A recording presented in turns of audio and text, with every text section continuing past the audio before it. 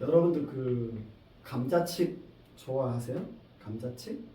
뭐 한 명 끄떡끄떡 하는데 좋아합니다. 저기도 감자튀김도 좋아하시나요?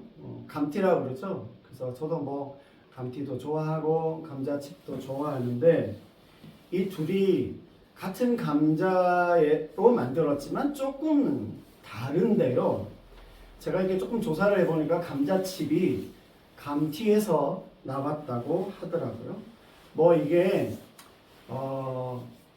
벨기에에서 나왔느냐 아니면 프랑스가 원조냐 뭐 이런 다툼이 유럽에서는 있다고 하는데 우리가 감튀를 흔히 이제 프렌치 프라이즈라고 하잖아요. 그래서 이게 일반적으로는 프랑스에서 왔다 이렇게 되어져 있는데 1850년도에 그 뉴욕에서 이 감자튀김이 굉장히 유행하고 인기가 많았대요.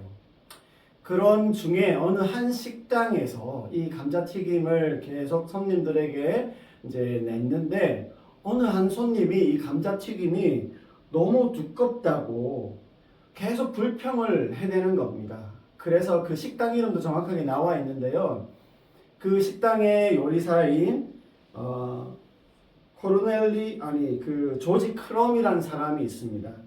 이 사람이 계속 그 사람이 감자튀김에 대해서 불평을 하니까 화가 나서 좀 골탕을 먹여야겠다. 너무 두껍다고 하니까 반대로 어떻게 했겠어요?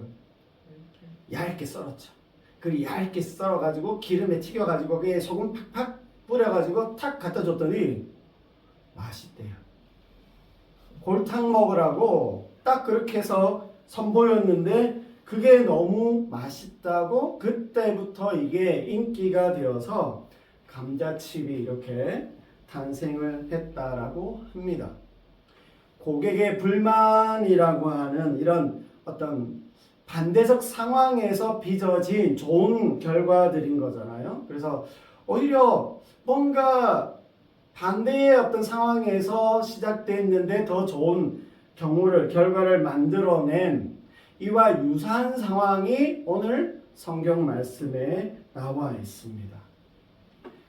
예수님을 전하는 그 일을 금지하겠다고, 소멸시키겠다고, 위축시키겠다고 뭔가 강력한 힘을 동원해서 그걸 막았는데 오히려 그게 더 번지고 늘어나는, 확산되어지는 일이 일어나는 거죠. 그리스도인들이 환난을 당하고 그래서 그 박해, 대부분 성경은 박해라 나오는데요. 그 박해 때문에 도망가고 피하고 숨어가게 되었는데 오히려 더 좋은 결과를 가져오게 됐다라고 하는 겁니다. 이 일로 인하여서 예루살렘 교회만큼이나 중요하고 유명한 교회, 안디옥 교회가 세워졌어요. 환난으로 말미암아서 벌어진 상황 가운데에서 생각지도 의도하지도 않았는데 이 안디옥 교회라고 하는 정말 중요한 교회가 세워지게 되었다라고 하는 겁니다. 여러분 아시는 것처럼 안디옥 교회는요 최초의 이방인 교회이고 사도 바울의 선교가 시작되게 된 모판이 어디냐? 안디옥 교회다라고 보시면 되는데 이런 중요한 교회가 의도하지 않았던 그런 환난으로 말미암아서 시작되어졌다라고 오늘 본문에 이야기하는데 저희가 오늘 이 안디옥 교회가 세워진 배경 그 약간의 흐름을 경과를 좀 살펴보면서 오늘 우리가 좀 적용하고 이해할 수 있는 하나님의 인도하심이라는 것 하나님의 도우심에 대한 방식에 대해서 좀 생각해 보려고 합니다. 자, 그러면 안디옥 교회가 어떻게 시작됐나? 무슨 일이 있었나? 조금 다시 한번 볼게요. 제가 19절에서 21절까지를 다시 읽어보겠습니다.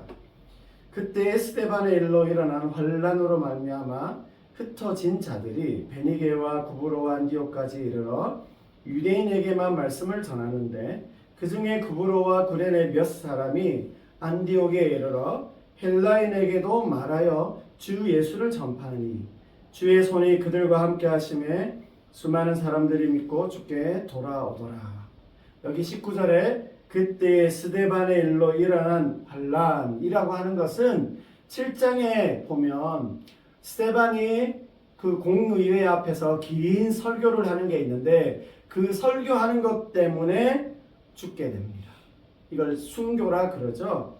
그 일로 인하여서 그렇게 되면서 사람들이 흩어지게 되는 얘기가 이제 8장 후에 쭉 일부 언급이 되어지는데 8장 1절과 2절에 이렇게 나옵니다. 그날에 예루살렘에 있는 교회에 큰 박해가 있어 사도 외에는 다 유대와 사마리아 모든 땅으로 흩어지리라. 경건한 사람들이 스데반을 장사하고 위하여 크게 울더라. 저희가 이 부분을 살펴보았는데요. 이제 세상 다 끝난 것 같잖아요. 이제 우리 신앙이라고 하는 것, 종교라는 것, 우리 삶이라는 것 끝장난 것처럼 그렇게 일이 벌어진 것 같은데 이 스데반의 죽음으로 인해서 이런 박해, 어려움이 본격적으로 들어오게 됐지만 어떻게 됐어요? 4절과 5절에 이렇게 나옵니다.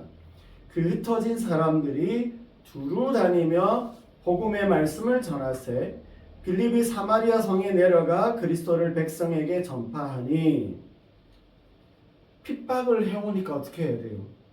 죽으면 죽으리라 이럴 수도 있겠지만 핍박을 해오니 피난을 받습니다. 흩어지게 되었어요. 진멸하고 흩어버리겠다고 하니까 이게 그냥 흩어진 겁니다. 다 흩어지게 됐어요. 뿔뿔이. 근데 이렇게 도망을 가는데 피신을 하는데 오히려 그곳에서도 복음을 전하는 일이 계속 일어난 겁니다. 흩어버리겠다라고 하는 의도, 그 목적은 성공을 했어요. 근데 복음이 전해지는 것은 막지를 못한 겁니다. 그 중에 대표적으로 언급된 게 5절에 보시면 빌립 집사, 선출된 그 7명의 집사 중에 한 사람인 빌립이 사마리아까지 이르러서 거기서 복음을 전하는 일이 일어난 것입니다. 그 연장선상에서 오늘 말씀이 11장 19절 말씀이 있는 겁니다. 사도 외에 대부분의 사람들이 유대와 사마리아를 넘어서 사방으로 다 쫓겨서 흩어지는 중에 이방 지역 헬라 출신 유대인들은 어디로 갈까요? 결국 자신의 고향, 살던 대로 옛날 그 터전으로 다시 돌아갑니다. 자기가 살던 지역을 중심으로 해서 그렇게 다 흩어지게 되는데 오늘 본문에 보면 베니게와 그브로와 안디옥까지 이르게 됩니다. 그리고 거기서도 이들이 자기가 이제 막 알게 된 새로운 신앙에 대해서 예수님에 대해서 발견한 그리스도에 대해서 복음을 전하게 됩니다. 이 지도 예전에도 보여드렸는데요. 보시면 여기가 예루살렘입니다. 가이사랴예요. 중요한 도시입니다. 여기에 빌립이 있어요. 그러니까 여기까지 갔는데 베니게와 더 북쪽으로 올라가죠. 안디옥까지. 그 다음에 구브로 섬까지 여기 큰 섬입니다. 이 일대에서. 그러니까 이렇게까지 다 이방 지역으로 뿔뿔이 흩어지게 되어졌습니다. 근데 그렇게 하면서도 복음을 전했어요. 이 지역 출신 디아스포라라고 그러죠. 이방 땅에서 난 유대인들, 그 헬라 지역에서 난 사람들이 다시 자기의 지역으로 가서 동족 유대인들에게 복음을 전하는데 오늘 본문에 보시면 구브로와 구레네 출신 몇 사람이 안디옥에서는 이방 사람들에게도 복음을 전하기 시작했는데요. 이방 사람들 중에도 믿는 사람들이 증가하였다라고 나옵니다. 처음엔 이들 헬라 출신 유대인들이 유대인들에게만 복음을 전했는데 안디옥에서는 헬라인에게도 복음을 전하게 된 것입니다. 그래서 안디옥에서 헬라인들에게 복음이 전해지고 그러면서 거기에 사람들이 모이기 시작하고 교회가 형성됐는데 그 교회가 바로 안디옥 교회입니다. 그 안디옥 교회가 그렇게 해서 시작된 것이에요. 그러고 나서 이제 바나바가 합류하고 그들의 첫 목회자가 되면서 안디옥 교회가 시작되고 부흥하게 됩니다. 그건 제가 다음 13장 할 때 다시 조금 말씀을 드리도록 하겠습니다. 이런 흐름에서요, 제가 오늘 이 부분만 가지고 좀 말씀을 나누고 싶습니다. 하나님의 역사와 그 인도하심에 주목할 만한 특징이 너무 우리가 잘 알기는 하지만 제가 오늘 이 설교를 통해서 함께 다시 좀 생각하고 확신하면 좋겠다라고 하는 말씀을 생각하면서 오늘 이 말씀을 좀 준비를 했는데요. 그 19절 말씀에 보면 환난으로 흩어진 자들에 의해서 복음이 전파되고 교회가 세워졌어요. 박해받고 핍박받고 도망치듯 피해 갔는데 오히려 교회가 세워지고 성장한 겁니다. 실패하고 망해서 엎어졌는데 거기서 다시 시작하고 새로운 국면을 맞이한 거라고 하는 겁니다.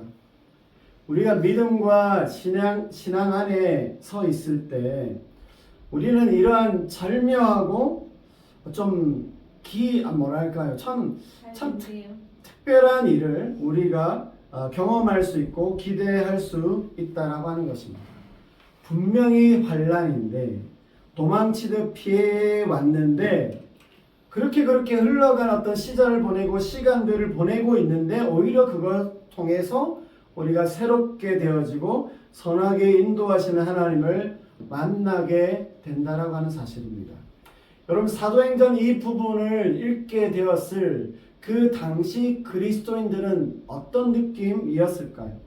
사도행전의 기록 연대를 대략 기원 후 AD 65년 전으로 그렇게 보는데요. 이 당시는 로마 제국이 유대인과 기독교인에 대해서 굉장한 핍박과 압박을 가해오면서 그 강한 드라이브를 걸 때입니다. 그래서 5년 후에는 사실 예루살렘 성이 파괴되어지면서 많은 유대인들이 그리스도인들이 죽음을 당하게 되는 일들이 놓여있는 그 상황 가운데에서 일어난 일들을 그들이 읽을 때에 분명히 핍박이고 박해인데 오히려 하나님께서는 그것을 통하여서 하나님의 교회를 세우시고 더 좋고 선한 일들을 이루신다라고 하는 것을 보게 된 거죠. 비록 지금 자신의 상황이 굉장히 두렵고 어려운 상황들이 엄습해 오고 있지만 믿음과 신앙을 잘 유지하고 견디고 이겨나갈 때에 그들의 삶에 하나님께서 반드시 도우신다라고 하는 것을 그들이 다시 재확인하게 되었을 겁니다. 여러분 이것은 단지 이때의 그리스도인들만을 위한 것이 아니라 오늘을 살아가는 우리에게도 마찬가지라고 생각합니다. 오늘날 우리에게도 성령께서 우리를 이렇게 인도해 가심을 우리가 좀 믿음으로 바라보고 확신하면 좋겠어요. 불과 20년 뒤 그 그리스도인들처럼이 아니라 2000년이 지난 오늘 우리에게도 이런 영적 적용이 가능하고 우리의 삶에 실제한다라고 하는 것을 좀 알면 좋겠습니다. 이런 경우가 매번 일어난다, 항상 이렇다라고 말할 수는 없겠지만 언제든지 우리의 삶을 통해서 성령께서 우리를 이렇게 인도하셔서 고난과 실패 가운데에서도 선하게 역사하심을 좀 우리가 믿고 나아갈 수 있으면 좋겠습니다. 그래서 21절 말씀에 보시면 주의 손이 그들과 함께 하심에 라고 말씀하고 있어요. 주의 손이 함께 하신다라고 하는 성령의 함께 하심과 역사하심입니다. 고난과 핍박으로 힘든 가운데에 복음이 전해지고 믿는 자가 많아졌다고 이야기를 하는 겁니다. 그런 가운데에서도 성령께서 이끄시고 인도하실 때에 이와 같은 결과들, 이와 같은 일들이 일어난다라고 하는 것을 우리에게 보여줍니다. 물론 그 당시에 있을 때는 참 이해하기 어렵고 깨닫기 쉽지 않겠지만 그래서 이 내용이 결과론적으로 우리에게 알려주는 내용이긴 하지만 그런 박해의 상황 자체에서도 그 가운데서도 하나님께서 우리를 도우시고 하나님의 뜻 가운데 또 우리를 선하게 역사해 주신다라고 하는 것을 우리가 좀 믿음으로 바라보고 나가면 좋겠어요. 성령께서 우리를 이끄시고 인도하신다는 것. 제가 요즘 조금 이런 부분들에 대해서 다시 재확신하고 재확인하고 있는 중에 있어서 더 여러분들에게도 좀 이런 하나님을 우리가 다시 바라보고 기대하면 좋겠습니다. 내 인생 내가 살아가는 겁니다. 내 인생 내가 살아가는 거지만 좀 더 크게 그 너머에서 우리를 이끄시고 인도하시는 하나님을 바라보면 좋겠어요. 우리의 상황이 어떤 가운데 놓여 있다 할지라도 좀 하나님을 바라볼 수 있는 게 우리의 믿음이고요. 그 믿음을 통해서 하나님께서 우리에게 선하게 역사하시고 합당하고 좋은 길로 인도해 주실 것이라 저는 그렇게 믿습니다. 여러분, 이 환난으로 말미암아 오히려 생각지 못한 인생을 살았던 인물 떠오르는 사람이 있어요? 특별히 성경에 대표적으로 성경 인물 누가 있습니까? 많아요. 의외로 많습니다. 다 순탄하게만 이렇게 지나간 게 아닙니다. 모세도 그랬고 다윗도 그랬고요. 특별히 더 대표적인 사람이 욥이죠. 환난 그러면 욥입니다. 근데 저는 오늘 이 환난으로 말미암아라고 하는 요 내용을 좀 생각하면서 떠올리게 됐던 가장 대표적인 사람이 누구냐면 창세기에 나오는 누구요? 요셉입니다. 요셉. 애굽의 총리가 됐죠. 야곱의 아들입니다. 장자는 아닙니다. 근데 이 요셉이 환난으로 말미암아 오히려 애굽의 총리가 된 사람, 대표적 인물이라 그렇게 말할 수 있어요. 창세기 37장 이후에 이제 요셉의 이야기가 나오는데 여기에 보시면 요셉이요 좀 아버지의 사랑을 많이 받았어요. 그러다 보니까 좀 형들의 시기와 미움을 많이 샀습니다.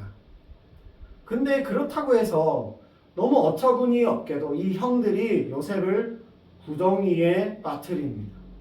거기에 오랫동안 두죠. 거기에 작은 아이가 그 구덩이를 통해서 보이는 건 그 동그란 원밖에 없었을 겁니다. 예전에 이거 제가 설교도 한번 한 적이 있는데 아무튼 그렇게 됐다가 형들이 지나가는 상인에게 노예로 팔아버려요. 그러면서 감옥에 갇히는 신세가 됩니다. 근데 또 여차저차해서 풀려나서 보디바라라고 하는 사람의 집에서 인정받으면서 뭔가 이제 인생이 달라지나 보다 했더니 그 보디발의 아내의 모함을 받아서 다시 감옥에 갇히는 신세가 됩니다. 결과를 알지 못했다면 그가 이제 조금 인생이 바뀌나 보다 싶었는데 다시 감옥에 갇히게 되면서 암울한 그 시간을 보내게 되는데 결국에는요 거기에서 나오게 되었고 우리는 다 그게 하나님의 인도하심이라고 그렇게 믿지만 나오게 되면서 애굽의 총리까지 이르게 되고 결국에 이 요셉은 어떻게 돼요? 자기의 가족들을 다 살릴 뿐만 아니라 그렇게 됨으로써 이스라엘 민족을 이루게 하는 그 도구가 되는 통로가 되는 게 누구냐? 요셉이었습니다. 너무 억울할 수 있었고 너무 암담할 수 있었고 한번 위기가 닥쳐오고 그 다음에 다시 왔을 때 풀려났을 때 이제 끝났나 보다 했더니 다시 위기가 찾아온 상황 가운데서도 요셉이 잘 그걸 이제 인내한다고 그렇게 하는데 인내하고 잘 견뎌냈는데 결국에 하나님께서 요셉을 건지셔서 그에게 선하게 역사하신 걸 우리가 잘 알고 있습니다. 이게 대표적으로 제가 오늘 말씀 생각하면서 떠올랐던 사람이 요셉이고요. 여러분 또 이와 같은 비슷한 경우에 대표적인 알려진 인물이 누가 있습니까? 성경의 인물 말고요. 떠오르는 사람 있으세요? 여러 사람들이 보면 아브라함 링컨도 엄청 실패를 많이 하고 떨어지고 막 그랬다는 이야기, 에디슨도 마찬가지고 그런 이야기 우리가 많이 아는데 저는 이 또 경우에 떠올랐던 사람이 대표적인 사람이 누구냐 하면 해리포터의 작가입니다. J.K. 롤링이라는 사람이에요. 이 사람입니다.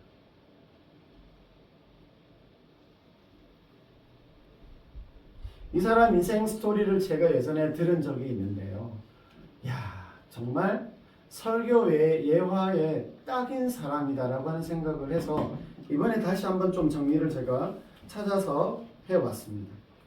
이 사람의 인생은 이 해리포터가 전 세계적으로 5억 권 이상의 책이 팔린 완전 그야말로 대박난 베스트셀러 작가가 됐지만 그의 인생 시작에서는 그렇지 못했습니다.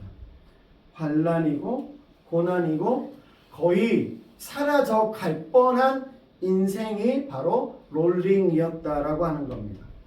이 해리포터라고 하는 이 책을 처음 쓰기 시작할 때요. 이 사람의 상황이라는 거, 상태라고 하는 게 어땠냐면 이혼한 상태입니다. 그리고 직업이 없어요. 그러니까 돈벌이 할 게 마땅치 않고요. 가지고 있는 재산도 없습니다. 거기다가 어떻게 된 줄 아세요?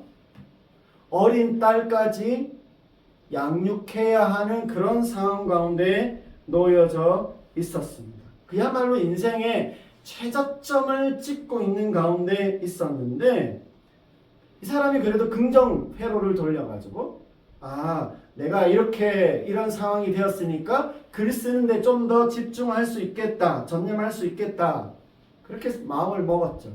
이게 대부분 성공 스토리를 쓰는 사람들이 그렇게 많이들 해서 오히려 이걸 발판 삼아서 내가 올라가리라, 다시 회복하리라, 환난이든 고통이든 내 삶에 다시 중요한 에너지로 삼고 내가 그것으로 가겠다, 그렇게 해서 집중해서 글을 씁니다. 어려운 시간을 보냈겠죠? 그리고 마침내 첫 번째 원고를 완성하게 됩니다. 기대감을 가지고 어느 출판사에서 내가 이걸 출판할지 출판사에 원고를 보내는데요. 처음에 몇 군데는 되겠지라고 보내봤더니 몇 군데의 출판사에서 다 뭐 이딴 걸 출판하려고 그래. 판타지라는 게 좀 그땐 그랬잖아요. 그래서 다 거절을 당했대요. 그래서 몇 번 그렇게 거절을 달 때 그래도 꼭 이걸 알아봐주는 사람이 있겠지, 출판사가 있겠지 했는데 몇 번을 보냈는데 10번까지도 그 원고를 보냈을 때 다 거절을 당했다고 합니다. 몇 번째 만에 첫 번째 출판사가 나온지 아세요? 13번째 만에. 13번째 만에 첫 번째, 그러니까 뭐 소위 이력서를 13번, 그러니까 뭐 이상 낸 거죠. 그렇죠? 그렇게 해서 출판하게 됐고 그야말로 5부 이상을 출판하게 된 세계적인 베스트셀러가 된 게 J.K. 롤링입니다. 참 요셉과 이 롤링이란 이 여자의 스토리를 우리가 볼 때 참 대단한 사람들이니까 그럴 수 있겠지라고 생각할 수 있겠지만 생각해 보면 어떤 사람의 인생 안에서 이와 같은 패턴으로 흘러갈 수 있다라고 하는 것을 우리에게 보여준 또 사례가 된다고 저는 그렇게 생각합니다. 이제 말씀을 좀 정리하도록 하겠습니다. 네, 제목으로 가야 되는데 환난으로 말미암아서 오늘 여기 본문에 나오는 그리스도인들이 쫓기고 숨어 들어가게 되고 사라질 것 같은 그 상황 가운데 놓였지만 오히려 하나님께서 그러한 그들의 상황 속에서 반대적인 결과들을 이루어 가시는 하나님으로 오늘 우리에게 말씀해 줍니다. 그 대표적인 인물로 제가 요셉과 롤링을 말씀을 드렸어요. 너무 대단한 사람들이다 라고 생각을 해보면 이게 우리에게 어떤 위로나 도전이 되지 않을 수도 있겠지만 여러분 사실 정도나 어떤 그 결과의 크기가 그래서 그렇지 좀 다양해서 그렇지 우리 인생에 이와 같은 일들이 있다라고 하는 것을 기억해 볼 필요가 있어요. 우리가 흔히 많이들 뭐 교회를 안 다녀도 많이 듣는 얘기가 뭐예요? 이와 같은 경우에 전화위복이라는 말, 위기가 곧 기회다 이런 말로 우리가 많이 용기를 얻기도 하고 위로를 얻기도 하고 또 그래서 결국 그렇게 된 사람들도 우리가 많이 보게 됩니다. 근데 그 상황이 내 얘기가 된다면, 내가 그 상황 가운데 된다면 우리는 쉽게 좌절하고 그냥 포기해버리고 싶은 마음이 들 때가 많이 있습니다. 그 상황이 내 거가 되면 이게 호락호락하지 않고 쉽지 않다라고 하는 것, 그거 저도 인정합니다. 그럼에도 제가 오늘 이 설교를 이렇게 좀 많이 들어보셨을 법한 이 얘기를 오늘 굳이 하면서 나누고 싶은 것은 뭐냐면, 지금 우리의 처한 상황 가운데에서 또 앞으로도 어떻게 될지 모르겠지만 피해갈 수 없는 이런 상황들이 우리에게 분명히 있을 텐데, 우리의 마음이 좀 꺾이지 않았으면 좋겠고 소멸되어서 가지 않았으면 좋겠다라는 마음이 들었어입니다. 너무 쪼그라들지 마시고 포기하지도 않았으면 좋겠다라고 하는 겁니다. 하나님에 대한 우리의 마음들을 계속 가져가고 그렇게 인도하실 하나님을 좀 우리가 기대하고 바라보면 좋겠다라고 하는 마음으로 이 설교를 하게 되었습니다. 환난 중에서 잘 되고 평안해지는 그런 여러 경우들, 그게 나와 상관없다 그렇게 생각하지 않았으면 좋겠어요. 너무 정신승리하듯이 제가 그렇게 드리는 말씀은 아니지만 역전하고 전화위복이 우리의 삶 가운데 하나님 안에서 일어나게 된다라고 하는 그 기대와 소망하는 마음이 우리에게 있으면 좋겠어요. 그렇게 모든 우리가 상황들 속에서 그렇게 되었으면 좋겠지만 혹시 그렇지 않다 할지라도요, 그런 어떤 상황들 속에 항상 있을 때마다 하나님의 도우심과 인도하심이 내게 있을 것을 기대하는 마음은 계속 붙잡고 가면 좋겠습니다. 하나님께서 우리를 인도하시고 이끌어 가실 때 아무런 환난이 없는 식으로 우리를 인도하시는 게 아니잖아요. 어렵고 절망적인 상태와 그 상황 가운데 우리가 오게 하시지만 우리가 그 믿음 안에서 하나님을 바라보면서 잘 견디고 있을 때 그 끝에 또한 하나님께서 우리를 선하게 인도하신다라고 하는 그런 하나님을 우리가 좀 바라보면서 나가면 좋겠습니다. 소망 중에 인내하며 마침내 선하게 인도하시는 그 하나님을 경험하게 되는 우리가 다 되면 좋겠습니다. 여러분, 우리가 하나님을 신앙한다라고 하는 것은 이런 하나님의 선하신 인도하심을 계속 바라보고 그 힘으로 견디고 마침내 충분하게 그런 하나님의 인도하심을 누리게 되는 그것이 우리의 신앙이라고 생각합니다. 환난 없는 인생 없고요, 고난과 실패, 어려움 없는 사람 없는 것입니다. 그러나 하나님을 신앙하는 사람은 때때로 그것이 우리 인생의 동력이 되어져서 더 우리를 나아가게 하고 더 성장하고 발전하는 사람이 되게 하신다라고 하는 것을 기억하면 좋겠습니다. 여러분 각자가 처해 있는 그 모든 상황이라든지 상태에 대해서 잘 견뎌 가시기를 바라고요. 그런 중에 하나님의 선하신 인도하심과 도우심을 경험하고 그래서 좋은 결과들, 좋은 일들 일어나고 그것을 통하여서 진정하고 참된 은혜와 평강을 누리는 여러분 모두가 되시기를 주님의 이름으로 축복합니다. 아멘.